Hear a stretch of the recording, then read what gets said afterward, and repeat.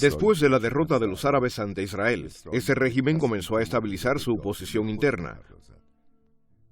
Por lo tanto, empezó a expulsar a los palestinos, escondió documentos, creó documentos y tomó el control de las tierras vacías de los palestinos.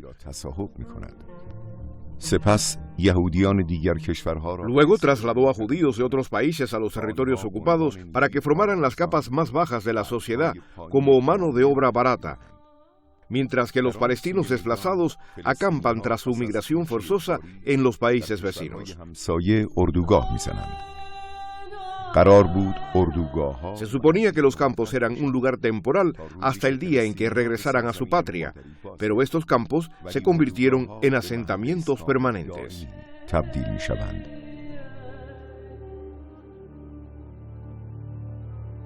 My father died 20 years ago, and we were very small. We were all children, 4 children with our mother, and my mother wasn't working.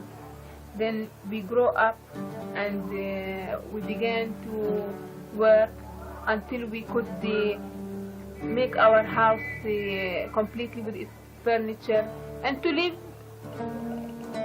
like the other people, not in the high society, but like other people. And now at once all of it together, nothing at all, under the sun, under the sky. Las condiciones de los campos no son las adecuadas y todo el mundo está bajo presión económica.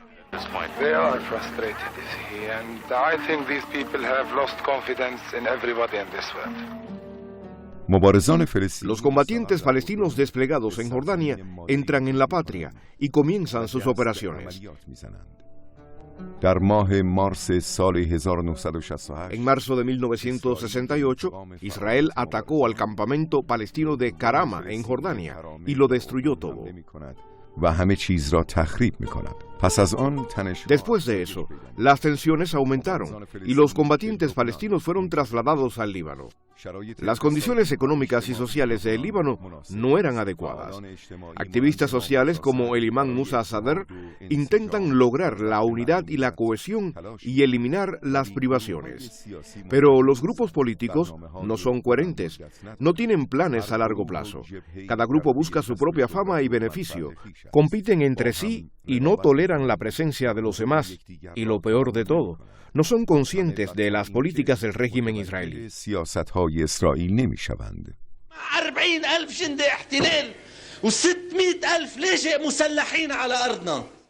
El 3 de abril de 1975, el líder de un partido cristiano fue objeto de un intento de asesinato, pero sobrevivió. En venganza por este atentado, el mismo día fueron atacados combatientes palestinos. Los conflictos se intensificaron y comenzó la guerra civil en el Líbano, afectando a los planes del imán Musa Sadr. 18 months of bitter fighting saw the Christians' very existence threatened. Israel, que ve con buenos ojos cualquier guerra y conflicto en el Líbano, pone en práctica sus planes. En 1978, Israel atacó el Líbano con el pretexto de impedir los ataques palestinos.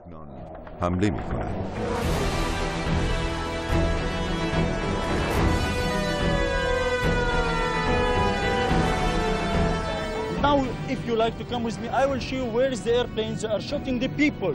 Exactly, you can see with your eyes, you see? That's what I like you to prove that to all the people. No bread, no food, not even water, no electricity, nothing. We are alone, we have nothing, we need everything. Israel despliega un grupo de mercenarios en el Líbano y se retira de ese país. En 1981, el primer ministro israelí, Menachem Begin, nombró a una de sus figuras más violentas, Ariel Sharon, ministro de Asuntos Militares de este régimen. Sharon tenía un largo historial criminal y creía en destruir todo lo que pueda ser destruido. Sharon diseña un plan no solo para acabar con la resistencia palestina, sino también para cambiar la geografía de la región de Asia Occidental. در ابتدا حملات پراکنده اسرائیل آغاز می شود. Al principio comienzan los ataques dispersos por parte de Israel y el 6 de junio de 1982 se inicia un ataque a gran escala. 120.000 soldados junto con 3.200 tanques israelíes y vehículos blindados de transporte de tropas israelíes entran repentinamente en el Líbano. Rápidamente llegan a los campos palestinos de Tiro y Sidón. Comienza la guerra. Los combatientes palestinos resisten.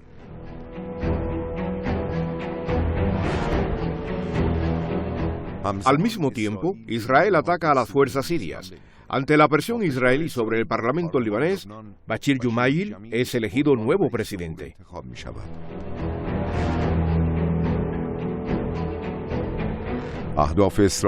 Los objetivos de Israel quedan claros en su ataque al Líbano: ocupar el territorio libanés, expulsar a los palestinos, reprimir a los sirios y establecer un gobierno títere. A petición del Líbano, fuerzas extranjeras entran para controlar la salida de los palestinos. Tras la salida de los combatientes palestinos, las fuerzas extranjeras abandonarán también el Líbano.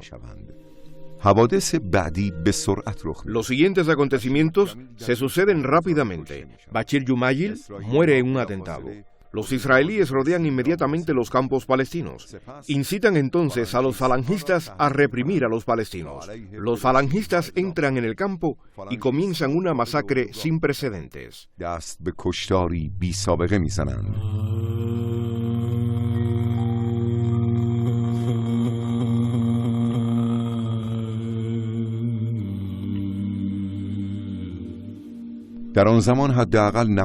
En aquel momento había al menos 90.000 personas en los campamentos, la mayoría refugiados del año 1948. Los israelíes supervisan la operación e incluso mantienen el campamento iluminado por la noche con reflectores para que la matanza continúe incluso de noche. Los asesinos llevaban documentos de identidad falsos y nunca queda claro cuántos de ellos eran israelíes y cuántos libaneses. Israel se embriagaba con sus victorias, llamaba al sur del Líbano la orilla norte del río Jordán y tocaba el tambor de la victoria. Pero estos crímenes también fueron castigados. La región experimentó nuevos acontecimientos.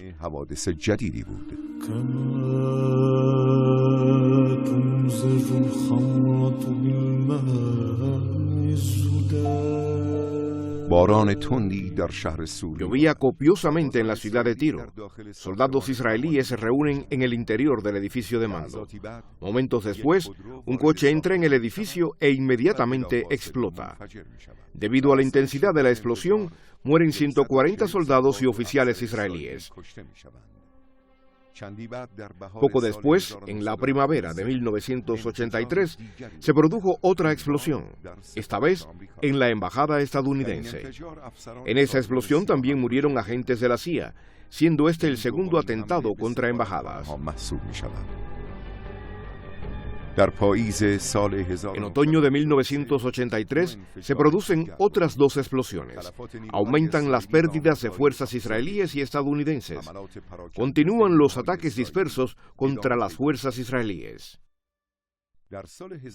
En 1994 el clérigo chií Sheikh Rajab Harb es asesinado por 3 mercenarios. Después de eso, Israel atacó aldeas, destruyó casas y mató a personas indefensas. Estos sucesos formaban parte de la venganza de Israel contra el pueblo libanés.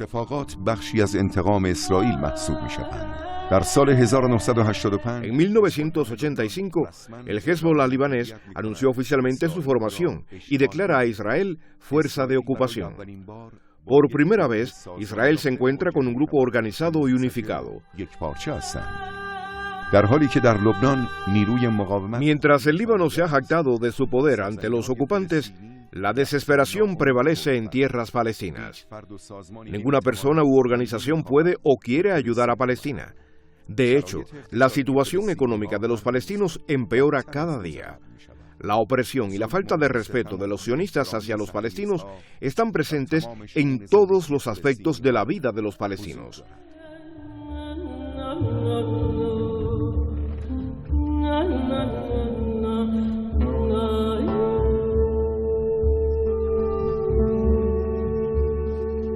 کارگران فلسطینی توسط یک کامیون زیر گرفت. Un camión atropella a un grupo de trabajadores palestinos. 4 personas mueren y muchas resultan heridas. Este incidente aumenta la crisis en la sociedad. Durante el funeral por las víctimas, se produce un conflicto. Los palestinos atacan a los israelíes con piedras. Israel mata a un estudiante de 18 años llamado Mohammad Hatem Abu Sisi. El conflicto se extiende y la gente se levanta en un movimiento revolucionario.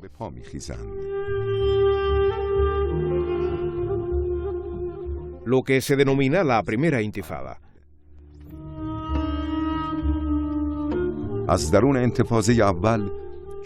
Dentro de la Primera Intifada se forma el Movimiento de Resistencia Islámica de Palestina, Hamas, bajo el liderazgo del Shahid Ahmed Yassin. Israel quiere reprimir el nuevo movimiento palestino, pero no puede, ya que aboga por las negociaciones. Israel necesita la paz para restablecerse. Sus exigencias serán satisfechas. Se abandonará la cuestión de Al-Quds, Jerusalén, y el regreso de los palestinos a su patria. La Organización para la Liberación de Palestina pone fin a su lucha contra la ocupación israelí. Se forma un gobierno autónomo que estaba lejos de conseguir el objetivo de Al-Quds, Jerusalén, ya que su formación pretendía silenciar a los palestinos y esto se considera una forma de represión silenciosa.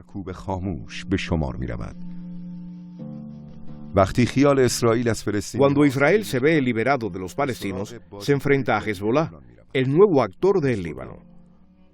En el momento del ataque de Israel, las condiciones económicas y sociales del Líbano no eran las adecuadas. Israel podía hacer lo que quisiera. Roba a civiles y los arresta en las tierras del Líbano.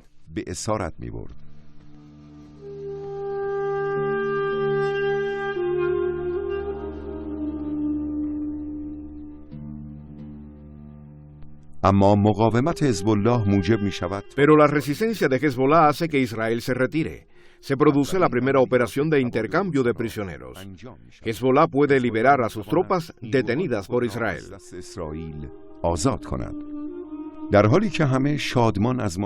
Mientras todos se alegran del éxito de Hezbollah, se produce un trágico incidente.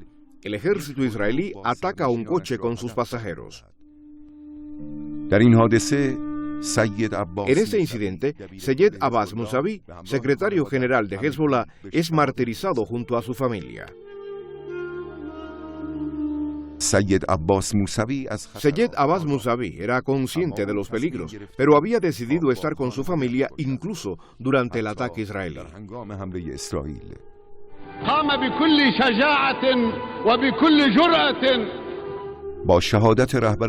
Con el martirio del líder de Hezbollah, Israel pensó que ya no quedaba nada de Hezbollah, pero los acontecimientos posteriores demuestran un error estratégico en los cálculos de Israel. En la década de 1990, la resistencia de Hezbollah continuó. Israel decide luchar directamente contra Hezbollah. Israel lanzó una guerra contra el Líbano, alegando la amenaza de Hezbollah. Israel denominó a esta agresión Operación Uvas de la Ira y bombardeó intensamente el Líbano. En medio de los acontecimientos sucede algo más amargo que la guerra. Un grupo de personas indefensas se instaló en un lugar llamado Cana. En ese lugar solo había mujeres y niños.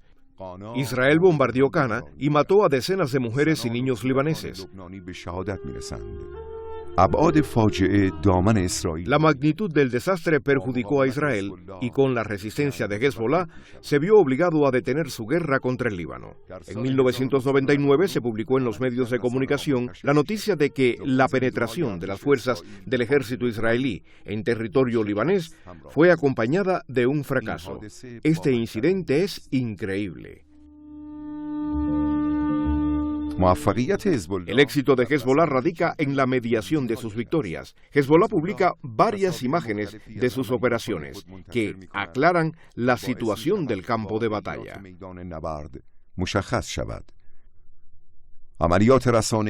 Las operaciones mediáticas aumentan los gastos de Israel. En 2000, Israel se retira del Líbano y adopta una política de terror.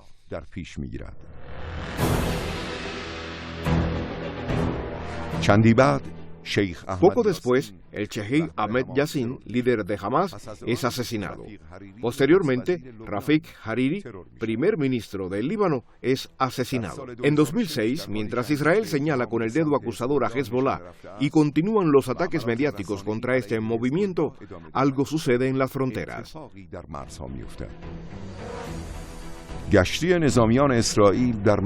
Una patrulla militar israelí es atacada en la frontera libanesa.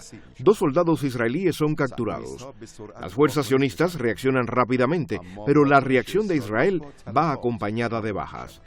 Israel declara la guerra al Líbano y ataca a este país por tierra, mar y aire, especialmente los suburbios de Dahieh, en el sur de Beirut. Comienza entonces la guerra de los 33 días. جنگ 33 روزه آغاز می شود. تلفات جنگ 33 روزه بسیار. Las bajas de la guerra de los 33 días son muchas, pero lo importante es que Hezbollah no se rindió y respondió a los ataques de Israel de todas las formas posibles. Aunque Israel no logró nada en la guerra, este régimen ataca todos los rincones del Líbano. De hecho, el plan de guerra de Israel era algo similar a las operaciones militares de Estados Unidos en Serbia y Afganistán, pero este plan también fracasa.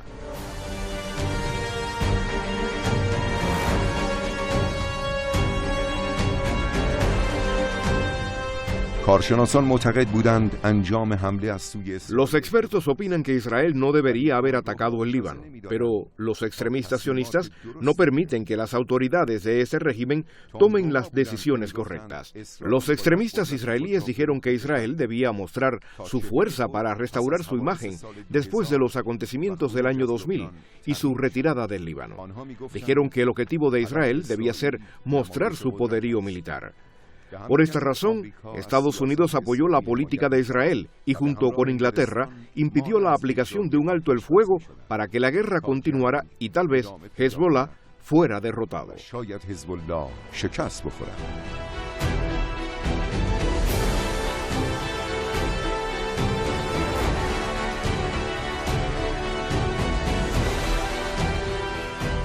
آنها فکر می‌کردند که ظرف مدت 1 هفته یا 8 روز Pensaban que todo terminaría en una semana u 8 días, pero no fue así. Israel perderá esta guerra. Seyed Hassan Nasrallah, secretario general de Hezbollah, pronunció discursos y en cada uno de ellos atacó a Israel. Las revelaciones de Seyed Hassan Nasrallah perjudicaron a Israel, pues ese régimen también fracasó en el ámbito político. Hezbollah no quiere que se repitan los amargos recuerdos de la guerra de 1967.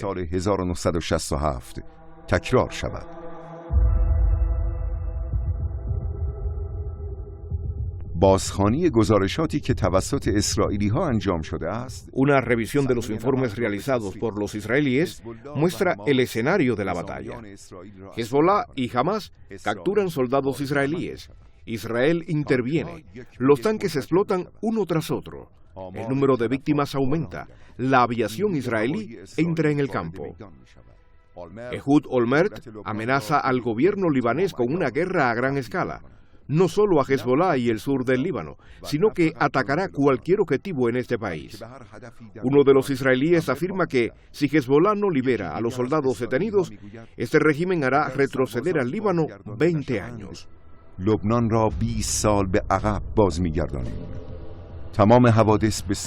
Todos los acontecimientos suceden con rapidez y las autoridades israelíes toman decisiones apresuradamente y las implementan con premura. En plena guerra, queda claro que los analistas tenían razón cuando decían que entrar en la guerra fue un error para Israel. Ante las decisiones precipitadas de Israel, hubo cierta disciplina en Hezbollah, pero Israel no estaba dispuesto a aceptar la derrota. Atacó sin descanso y la guerra continuó. En el punto álgido de los ataques de Israel, Hezbollah voló por los aires un buque de guerra israelí, sorprendiendo a este régimen.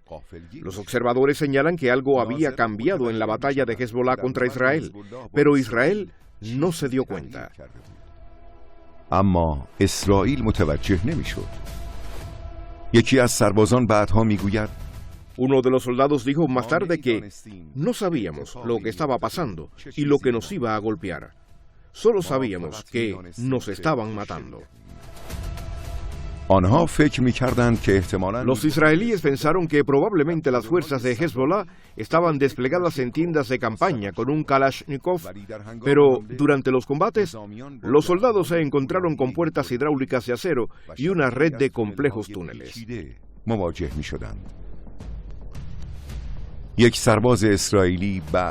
Un soldado israelí confiesa más tarde: me avergüenza admitir que solíamos beber agua del cuartel general de Hezbollah y entrar en las tiendas locales para preparar la comida. Por supuesto, los soldados israelíes saqueaban las tiendas.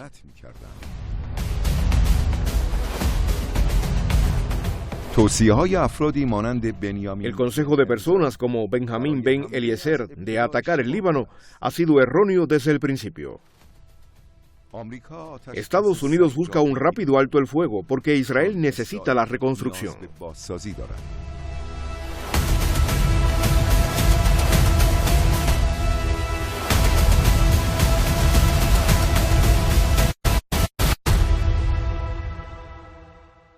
En medio de las conversaciones, Israel ataca de nuevo, pero este ataque también fracasa e Israel se somete inevitablemente a la resolución de las Naciones Unidas. En las últimas 72 horas de la guerra, Israel lanzó alrededor de 1 millón de bombas de racimo. El número de bombas fue tan elevado que incluso después del alto el fuego causaron la muerte de varios civiles. Pero esto no impide que los expertos pasen por alto la derrota de Israel. Los expertos afirmaron que la resistencia de Hezbollah fue increíble y que este movimiento no teme a Israel. La guerra de los 33 días se convierte en la primera derrota de Israel. Algún tiempo después, Seymour M. Hersh, un periodista estadounidense, hace una revelación. La administración Bush ha estado estrechamente implicada en los planes del ejército israelí. El enfrentamiento con Hezbollah era una simulación de un posible ataque estadounidense contra las instalaciones nucleares de Irán y se consideraba una especie de ejercicio.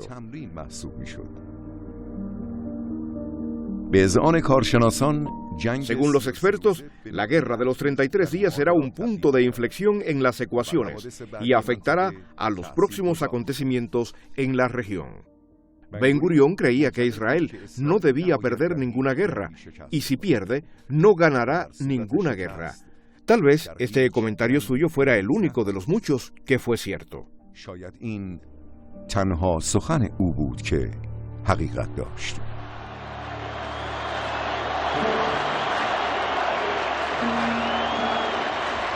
أكبر عدد من الدبابات رمي يوم الجمعة والسبت والأحد.